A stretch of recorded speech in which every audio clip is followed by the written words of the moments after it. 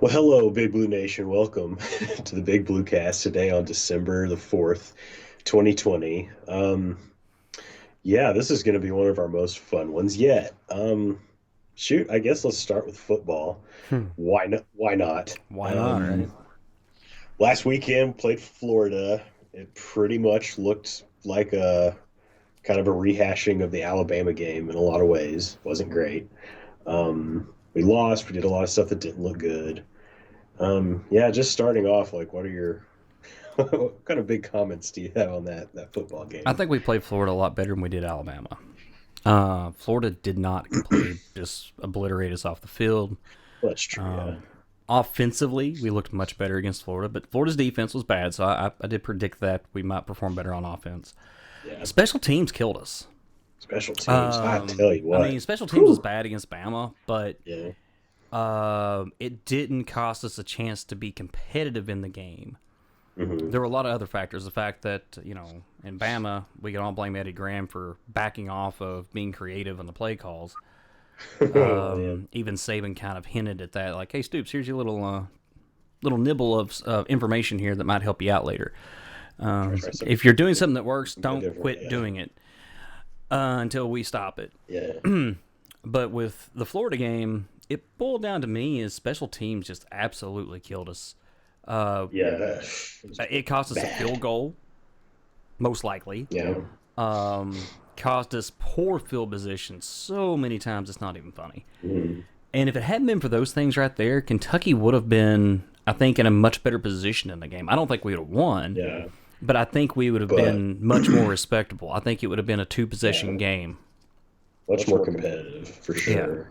Yeah, it wouldn't have just been another kind of deflating loss, even though it is Florida. And yeah, it's, I mean, aside from just the game itself, really now, like, it just seems like we have some really bad trouble in the program.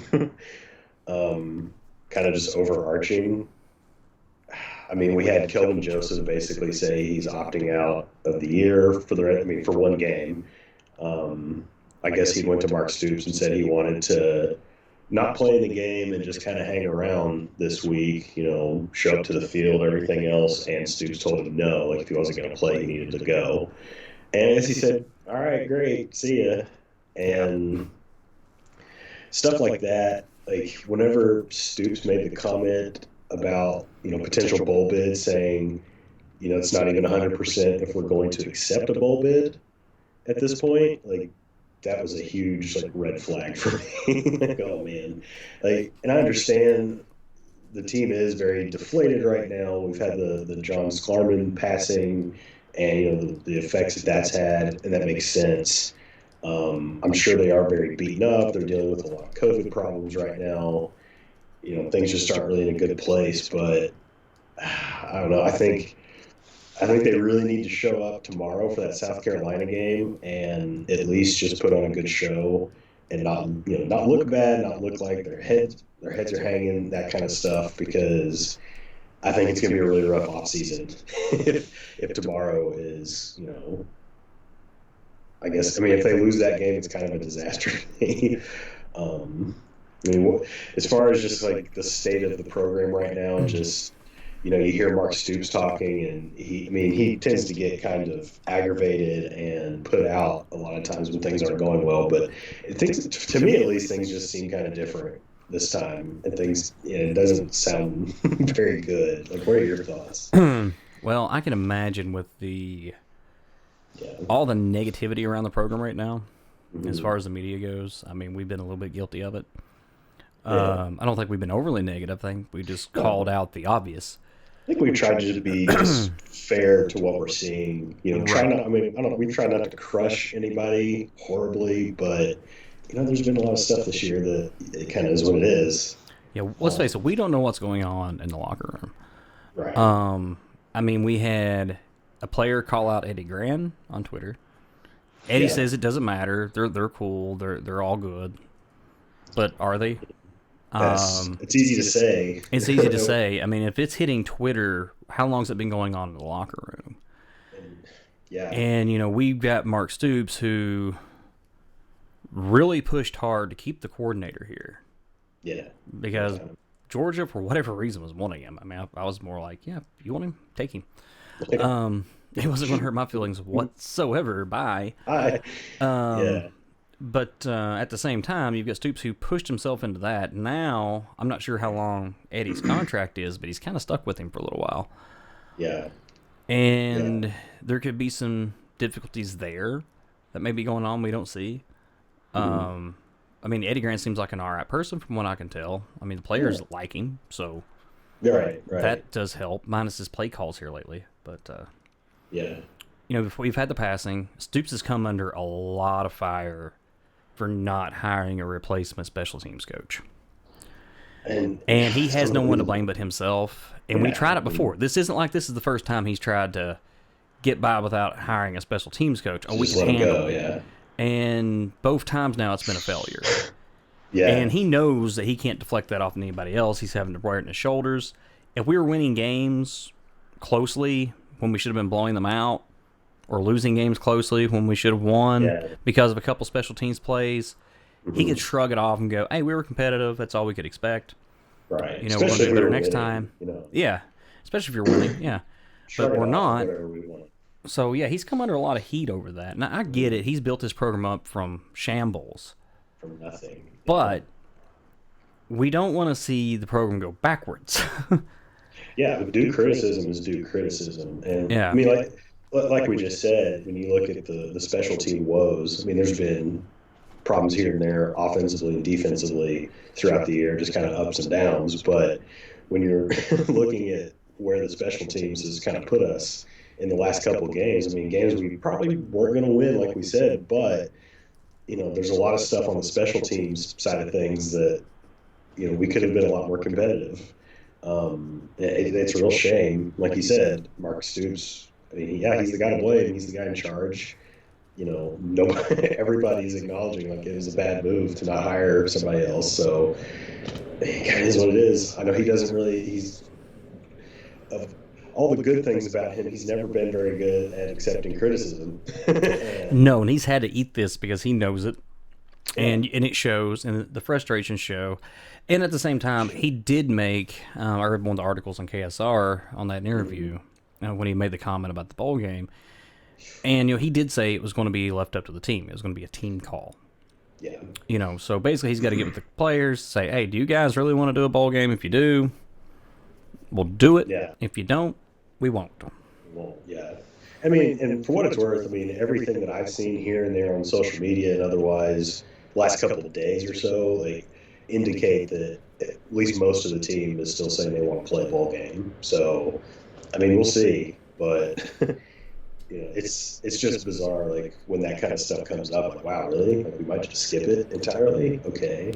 You got to look at it this way here. I mean, is the football going to be like basketball, where the players don't get to go home for the holidays this year? Yeah. Probably. If that's the case, then you might understand why the players say, you know what, we've had a crappy year. Just want to go home, spend some time with the family, and come back in the spring and start over. Yeah, time to go home and do some, self-reflection and just kind of come back rejuvenated, hopefully. And, Yeah, so and you get can spring understand on. why some of the players may want to do that instead of being stuck on campus literally with nobody else but the football players and basketball players, which will be Right. completely segregated from the And basketball team. and it's like even, and obviously, like you see some of the people out there that are kind of poo-pooing the team and saying like, well, if they don't play in the bowl game, like they don't deserve their scholarship, or they don't deserve this or that. They should be just glad to be there, all that. Whatever, but the kind of stuff that has happened this year that, you can understand how their resolve might be a bit crushed at this point. There's been some really heavy stuff that's happened this year. Like, I don't blame them if their heads just aren't in the right place. It'd be nice to have like the extra practices and stuff for the bowl game, obviously, but at the same time, if the team is pretty much just deflated, like what if we ended up going to kind of a mediocre to crappy bowl game, showed out really bad, and just basically, the only purpose that would serve is just to like hurt us in recruiting and just make our program look bad. So, I mean, there's depending on the scenarios and stuff that could play out, like it might not be just like a net positive like most years to go. So, I mean, I'm assuming we'll probably find out pretty soon what they're going to do. But, I mean, yeah, it kind of is what it is. And if the players do come together and say, we just don't think like it's the right move, and they decide to not. I mean, I for one would commend the coaching staff for saying, you know what, okay, like if this is what these kids need right now, then this is what we're going to do. It's an unfortunate situation to be in. We're not, talking about kind of a happier state of the program right now, but this is kind of where we are. So, as far as looking ahead to tomorrow, like, what's your prediction for the South Carolina game? Like, you think we win? How do you think we look? South Carolina is in a disarray. Yeah, they are. More so than us, probably. Probably. I mean, they just lost their head coach. Yeah. So they got interim coach. I mean, we have seen in the past, though, where an interim coach comes in and does great. Yeah. But at the same time, I just don't see it. I think there's they're having a lot of similar issues that we are this season. Yeah, they're being crushed right now by COVID, probably worse than us. Like, they're dealing with a lot of. They could be one of the better teams in the SEC this year. Yeah, I mean, seems like everybody's pretty much dealing with COVID now. Everybody in the SEC is just beat up because this SEC, all SEC thing is just brutal, So, yeah, I'd like to say I feel confident that we'll go in tomorrow and at least look decent, and that'll be enough to put them away. But what I've learned this year, we're 9 games out of 10 in. Like, what I learned this year is like never say anything is for certain, because who knows. But I mean, we're coming off of Alabama, Florida back to back. So I mean, I think it'll be close. Yeah, it should be a close. I think it's a coin flip. Yeah, I mean, I would expect it to be maybe not the highest scoring game ever, but to be a closely contested game. Now, what's the odds on the game? I haven't even seen yet what the odds are. Right. But I mean, whether I would bet it or not, the cover, I mean, I don't know. I'd have to look and see. Yeah.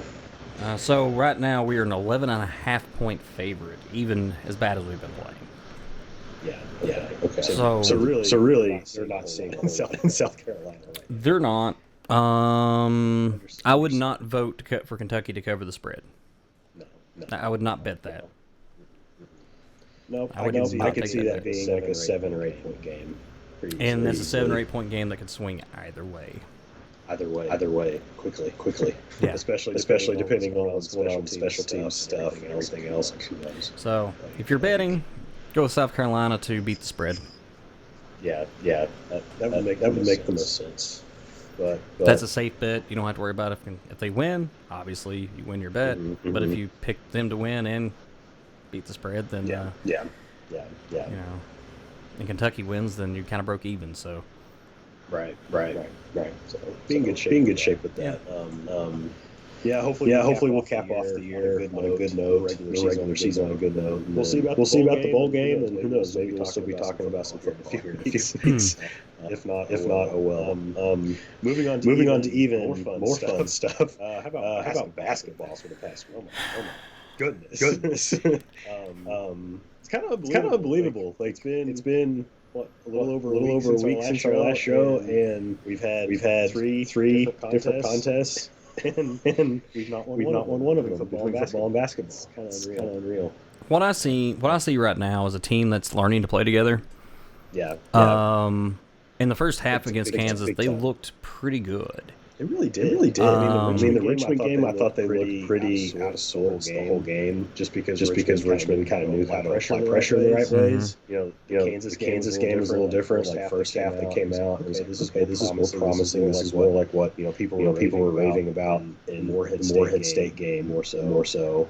And then the second half, they just Kansas made adjustments. And they started playing better, and especially on offense, like I felt like we just kind of fell apart. Didn't really have. Well, we could get into a rhythm, and no identity. And basketball is a rhythm sport, and everybody talks about the atrocious 3-point shooting. Look, our guys are taking contested threes, yeah, and they're not taking good shots either. I mean, that's They're the thing. dribbling Guys around and are, then throwing a three up, or just grabbing it and throwing it. They're not doing it in transition. They're not getting a flow or a rhythm. Against Moorhead, they hit plenty of shots, but they were in rhythm the whole game. yeah. And I mean, Calipari's experimenting with lineups. I've seen some people complain, like, what's he doing this lineup? It makes no sense. He's trying to figure out his team's identity and figure out who meshes the best on the court. So it's a learning experience not only for the team, but for Cal. And I think he's right. If you're mad, put it on him. But I'm not going to be mad at him. There's been plenty of times we've been in this exact same situation, and only one time in Calipari's tenure here has it stayed that way. Yeah, I mean that's what I was going to say next.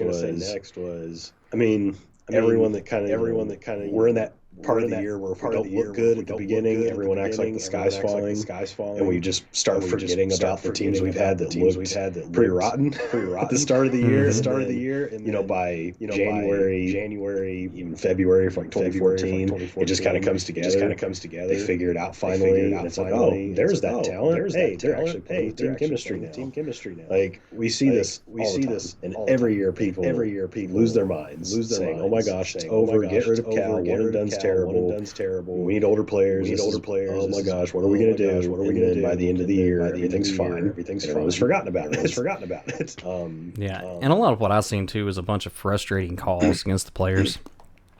As a fan, I was really mad about some of the calls. It was like, I mean, I'm just going to put it that way. I'm just going to leave it at that. It was some of the calls were highly, highly questionable and one-sided. And as a young team, we have Sarr in there, but I mean, let's face it, he didn't make much of an impact first half because foul trouble. He's got experience. He knows how to stay out of it. That tells you how ticky-tack the officials are being at times. And for a young team that's not used to that, they're used to AAU ball, doing their own thing. Nobody calls them for nothing. And now all of a sudden they're getting ticky-tacked. Like I said, it throws them out of rhythm. By the end of the season, they learn how to push through that and not let it get to them. Well, especially these last couple games where we are pretty. I mean, I won't say vastly, but we're quite a bit bigger, more athletic, and especially those young guys. It's hard for them to learn to play against guys like that and not get tons of charge calls or just ticky-tack fouls just because they're so much bigger and more athletic. I mean, when you're running over a guy that's like 5'9", they're probably going to call the charge on it because you're a freakishly athletic 6'10" guy. We see that every year, and I mean, these losses have been frustrating, but at the same time, people need to keep in mind. This is probably like the worst year we could have ever not had some exhibition games, followed by one or two kind of cupcake level games before playing someone like Kansas. I mean, Richmond falling where it did on the schedule, and then not getting to play Detroit Mercy. Before playing them. Not getting that game, not getting our two exhibition games. That don't even matter. They don't even count. For anything. Playing opponents that are so low level that even if we're kind of pushing through our own mistakes, we're still doing fine enough to beat a team of that caliber. Like we didn't really have that this year. We'll have Detroit Mercy coming up December 15th. I think they said we're going to make up that game. But it was unfortunate scheduling to have a team like Richmond be the second game you play as a team. Yeah, it was. Good for Richmond. That's probably going to help them get into the tournament this year. So it's good for them. And it's not terrible for us. It's a learning experience. And Richmond is a good team. They're a team that's going to make the NCAA tournament. So if it wasn't for their first or second best player, the big guy that got hurt, they probably would have been ranked in the top 25 at the start of the year. Like they're good. And they would have killed us. Yeah, they would. Yeah, they murdered us. I hate especially if we didn't have Sarr. Yeah, and I'm not trying to be negative. I mean, they're a young team. The biggest thing that I've seen that Cal needs to work on, and I'm going to leave it at that because even Cal was like, "Hey, don't be too critical of the players." Okay, fine. And that's fair. I think it is. And that's another reason I'm glad we held off on the podcast. I was aggravated. I mean, and I understand what he's saying, and he's exactly right. They are kids. And they've got to get out of this laziness. The biggest complaint I've got is lazy passes. Cal's going to have to focus on that. That you can see. Yeah. I mean, they're so telegraphed. Like, I mean, you can tell when a steal's coming 3 or 4 seconds before it comes. You know, and everybody's doing it. Yeah. I mean, It's like, oh, here I am. Okay, now you get into position. Now I'm going to throw the ball. And half the time they're not looking like they're throwing it. Like, you know, as far as people telegraphing it really bad, like Devin Askew, I've seen at least 3 or 4 times this year where he's looking down towards the post. He's going to pass it out to this side, the guy over here, to the guy over here. He's not even looking. Lazy one-handed pass. And the defender, you can tell, like, from the look in his eyes, like, oh, okay, it just takes it and goes. And like that kind of stuff, he's going to have to just break up and just be like, look. Yeah, and like I said, another guys, like I said, they're staring there waiting. Like, hey, I need you to run up here. I'm going to throw the ball to you. And here's the defender like, oh, this is where they're going. And like you said, in Askew's position, he's at least looking a different direction. Right. But his pass is so slow and lazy. It's like he draws back to make the pitch if it was a baseball player and then throws the ball that direction. And they're like, wait a minute, you know. If he'd keep the ball firmly in his hands, pull it over his head, then throw it that way. And especially when we're seeing it's another thing that we've seen a ton of with the youngest, most rebuilt Cal teams early on, where guys are just kind of standing around, not getting emotion, they don't really know where to go. I mean, that doesn't help either because if a guy is going to be telegraphing his pass and throwing a lazy one-handed pass, if the other guys aren't even moving and they're not having to pay attention to that, well then someone's going to pick it off. It's easy. But yeah. In the grand scheme of things, I'm actually at least from what I've seen, like online and everything, I feel like I'm more confident that things are going to be okay than a lot of the other people out there. Because I've seen a lot of people just like, well, this is kind of what we have. A lot of this is just immaturity and blah blah blah. I think it's going to be fine. Because I think. I mean, it stinks that we don't have more games on the schedule this year to just work through stuff, more easier teams. But I still think just the amount of talent that they have, like once they do start to piece the things together, I think they're actually going to be really good. But you know, basically starting the year off playing a somewhat easy game, and then going into these two, like Richmond and Kansas, just boom. This team's got a lot of talent. Yeah. And Kansas played like crap too. Kansas looked awful. Oh yeah, they were on both sides. You can tell they're both young teams. Big time. And that's one thing nice about the early tournaments. You know, everybody's like, "Oh, you're playing high quality guys." When we're playing Kansas, when we're playing whoever else it is that's a high profile team, they're young teams. Yeah. And we might come in and win and look good. Everybody's like, "Oh, look how good we are," and it's like that team played like crap too. It doesn't mean anything in November. We play that team again come March. Nice. It's going to be a different team. We're going to be a different team. Totally different game. The whole game will look drastically different. Like, we could play Kansas in the Elite Eight this year, and the complexion of the game won't look the same whatsoever. No. If we play Richmond in the Sweet 16, it's going to look completely different. Yeah, they won't. Yeah. They're an experienced team. Yeah. They are what they are. Exactly the same. Yeah. The only thing that'll look different is just how what they're doing looks against what we're doing. Yeah. That's it. We're going to look entirely different against that team if we play them again in March. Right. And we have to consider. It's kind of amazing. People aren't thinking more about it, but it's like one of our projected starters for the year, and one of our only guys that's not a freshman hasn't even played yet.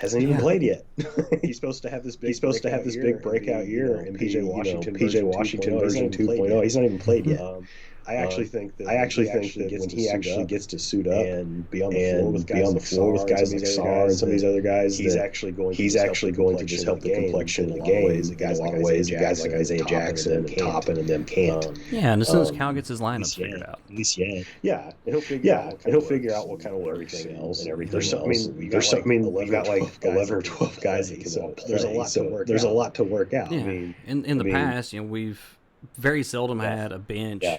So we are what we are, and Cal just has to make it work. Now this year here, he's got to figure out, okay, who do I use when I got these guys on the court? Who do I use when I got these guys on the court? And that's what he's doing right now. He's figuring out what combination of players he needs on the court. That way when he says, okay, time to swap guys out, I need a break. I need to leave this guy on the court. Yeah. Bring these 3 in. Take these 3 out. Leave these 2 guys here. And then a little bit later, you pull out these 3 guys and bring 3 more guys in, but leave these 2 on the court because they play good together. And it's going to take longer this year probably for him to figure out his 7, because he always has like his 7. And this year, there's so many guys. It's going to take a while to figure out. Here's who the 7 are. Here's who the 7 are, and here's who like the 3 or 4 guys are that'll just come in as needed. I'll go as far as to say. I think you got 9 guys this year. Yeah. And I think that's why he's kind of like crap. Yeah. Because if I'm playing this 5, I need this combination of guys on the court. Right. If I'm playing this 5, it's got to be these individuals, and I can swap maybe 1 or 2 between those 2 different sets. Yeah. But these guys here just play better together than these guys do. Yeah.